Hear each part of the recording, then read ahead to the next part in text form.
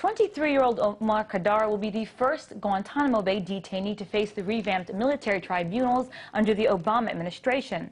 Khadr was detained by the U.S. military in 2002 at the age of 15 for allegedly throwing a hand grenade, killing an American soldier. He has spent a quarter of his life at the U.S. military detention facility in Guantanamo Bay, Cuba. That's the same one U.S. President Barack Obama failed to close by January 2010. However, Khadr's case isn't the first juvenile to be held and tried at Guantanamo Bay. Joining me now with more on this is defense lawyer Eric Montalvo. He is also a former military defense counsel for Mohammed Jawad. Great to have you now. I want to ask you, John, about your case, Mohammed Jawad's case. What exactly took place? And as I understand, he was also a juvenile when he was held and tried. That's correct. Essentially, fact pattern-wise, very similar to Omar Khadr. He was alleged to have thrown a hand grenade. Just a quick recounting of the facts. He was incarcerated based on the Afghan officials turning him over and having his thumbprint on basically a blank piece of paper saying that he had confessed to the crime, but that was in a language that he did not speak, and he was illiterate as well. So, you know, the basis for his incarceration was always in question. So the evidence, it seems, was flawed to begin with when they brought his trial about. In our opinion, it was completely absent. Now, can you tell me what happened with the Afghan police officers who detained him? Were they given any kind of benefits from the U.S. for seeking him out? One of the principal officers who assumed responsibility for the detention of Mr. Jawad made a lot of hay about that and was able to get promotion, become chief of police, you know, get all types of benefits, and would brag about, you know, his involvement in the incident, which we determined at the end of the day was absolutely not true. He wasn't even at the scene of the crime. So fairly remarkable. Now, Jawad's case was a military trial, and as I mentioned, you were the defense counsel for that. Can you tell me about what happened to Jawad in the end and what you made of the entire trial, to just give a general synopsis of that?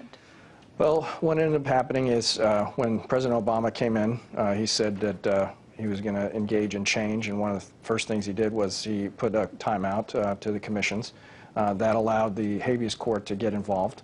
Once the habeas court started digging into it and we started pressing on the facts, it was clear that they did not have the case that they thought they had. We were able to convince Department of Justice officials and Afghan officials and whoever else would listen to us and demonstrate that the case was not there. They finally conceded in that regard and processed him for release, and he's now in Kabul, Afghanistan. But the story doesn't end there, you know.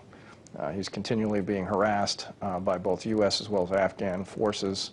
He's not being given any rehabilitative training, and you know, it's a very sad circumstance. And just really quickly, how old was he when he was detained and when you picked up his case?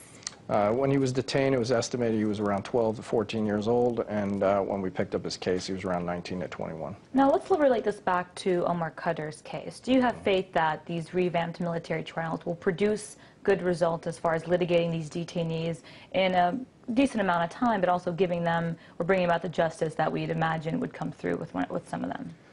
Well, I would just label the whole process as a travesty. You know, we've got a juvenile who, by our own signing, we've agreed not to prosecute juvenile offenders. So we're breaking our own law, and I don't even think that this court has proper jurisdiction over the case. So that's my first issue. Second issue, it's about priorities. We have true people that have tried to do bad things and have done bad things against the United States that are sitting down there. You have 5 alleged co-conspirators in a 9/11 conspiracy who, within the last year, offered to plead guilty in the commission system, and they still haven't been brought to proceedings. We continue to spend hundreds of thousands, if not millions of dollars on doing any manner of things related to these commissions. They're absolutely going nowhere. We're litigating, you know, hundreds of thousands of dollars every time they have a hearing or proceeding over classified information. I mean, it's perpetuating this thing out for the next 15, 20 years, and there's no end in sight. I mean, they have assigned to some of these cases 6 to 10 prosecutors to prosecute one case. This is outrageous. There are people that can't eat in this country. There are people that don't have a house, and yet we're spending millions upon millions of dollars on this process, and we are getting absolutely nowhere. And then when we look at the priorities of who we're trying to prosecute, we've got a child. We've got a child who, by law, we're saying is not culpable of doing the things that we are prosecuting him for, and yet we're spending all of our resources, and he's the first one in the tube to go.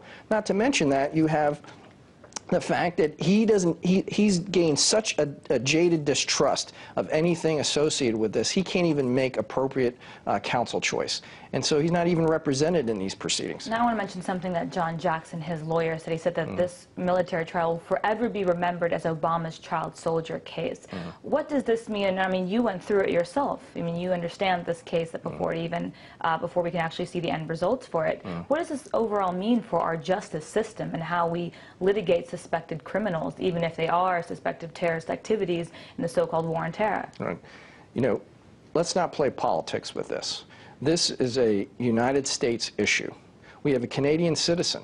The senior court in Canada asked for Cotter back in an opinion. So, I mean, why can we not just hand him back over to Canada to prosecute?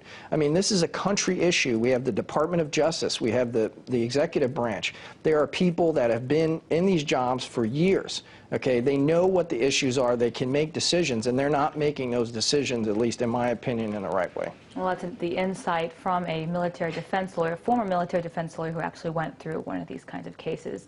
That's Eric Montalvo with more on the latest of Omar Khadr's case.